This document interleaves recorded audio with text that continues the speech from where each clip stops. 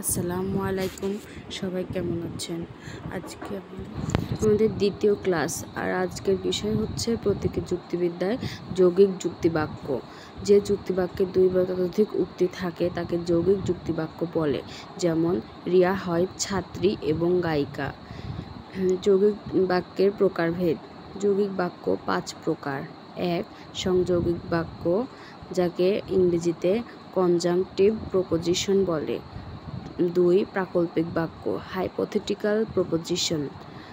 3. বৈকল্পিক বাক্য, disjunctive proposition. 4. নিষেধক বাক্য, নেগেটিভ প্রপোজিশন। 5. সমমানিক বাক্য, ইকুইভ্যালেন্ট প্রপোজিশন। যৌগিক বাক্যের এই 5 প্রকার দিয়েই পুরো প্রতীকী যুক্তিবিদ্যার সকল সমস্যার সমাধান করব আজকে। আমরা প্রথমে আসব সংযৌগিক বাক্য। এখানে সংযৌগিক বাক্যকে ডট চিহ্ন দ্বারা প্রকাশ করা হয়। যে যুক্তিবাক্যে এবং ও আর এই কথাগুলো থাকে তাকে সংযৌগিক যুক্তিবাক্য বলে। অর্থাৎ এবং ও আর এগুলো দ্বারা কোনো বাক্য সংযোগ করা হয়। যেমন রিয়া এবং রতন রাজশাহীতে যাবে। এখানে রিয়া রাজশাহীতে যাবে একে পূর্বক পি দ্বারা এবং রতন রাজশাহীতে যাবে একে কিউ দ্বারা প্রতিকায়িত করি। রিয়া রাজশাহীতে যাবে এই সম্পূর্ণটুকু পি এবং রতন রাজশাহীতে যাবে এই সম্পূর্ণটুকু কিউ।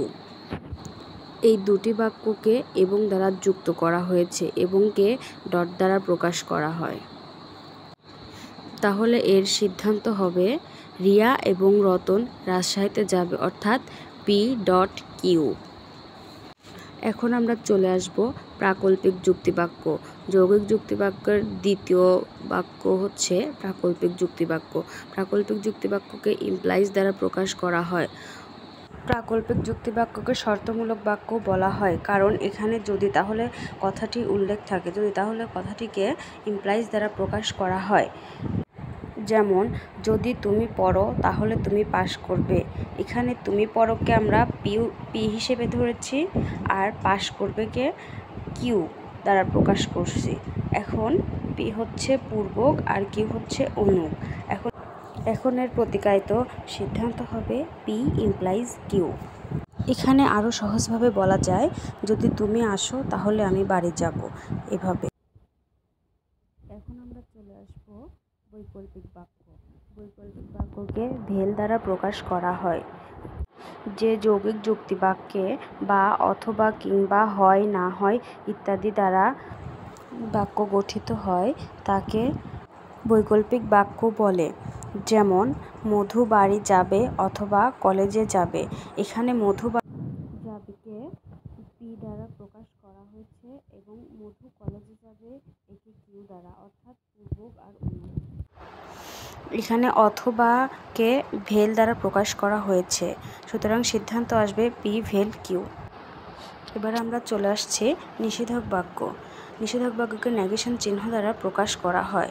অর্থাৎ যে বাক্যে যুক্তিবাক্যে না, নয়, এমন নয়, এটা নয় ইত্যাদি দ্বারা প্রকাশ করা হয় তাকে নিষেধক বাক্য বলে। যেমন নায়রা হয় বুদ্ধিমতী। নায়রা নয় বুদ্ধিমতী। এমন নয় যে নায়রা বুদ্ধিমতী।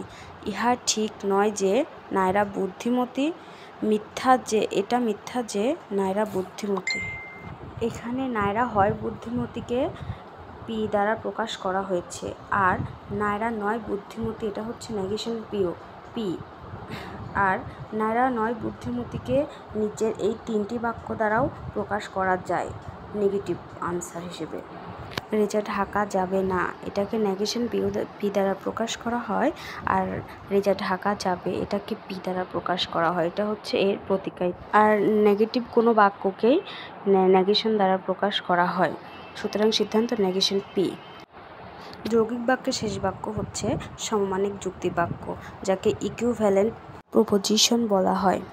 আর সমমানিক যুক্তিবাক্যের চিহ্নকে 3 বার সিম্বল বা ইকুইভ্যালেন্ট সিম্বল বলা হয়ে থাকে। যে যৌগিক যুক্তি বাক্যে যদি এবং কেবল যদি কথাটি উল্লেখ থাকে তাহলে তাকে সমমানিক যুক্তি বাক্য বলে। যেমন, তুমি আরোগ্য লাভ করবে যদি এবং কেবল যদি ওষুধ খাও। এখানে ওষুধ খাওকে পি দ্বারা এবং আরোগ্য লাভ করবে একে কিউ দ্বারা, আর যদি এবং কেবল যদিকে সমমানিক চিহ্ন দ্বারা প্রকাশ করা হয়েছে, অর্থাৎ এর সিদ্ধান্ত আসবে পি সমমানিক কিউ। এখানে তোমাদের বোঝার সুবিধার জন্য আমি যৌগিক যুক্তিবাক্যর 5 প্রকার বাক্যকে আমি তাদের সংযোজকের নাম এবং সংযোজকের চিহ্ন প্রতীকী রূপগুলোকে আমি আলাদাভাবে লিখে রেখে দিয়েছি। তোমরা এগুলো ভালোভাবে পড়লেই বুঝতে পারবা যে কোন বাক্যটা কী আর এবং কোন বাক্যকে কোন চিহ্ন দ্বারা প্রকাশ করা হয়। আমি ফোন দিয়ে ক্যামেরা ভিডিও করছি, এর জন্য সম্পূর্ণভাবে আমি দেখাতে পারি নাই। তোমরা ভিডিও পজ করে করে এটা ভিডিওটা সুন্দরভাবে দেখে নিবে।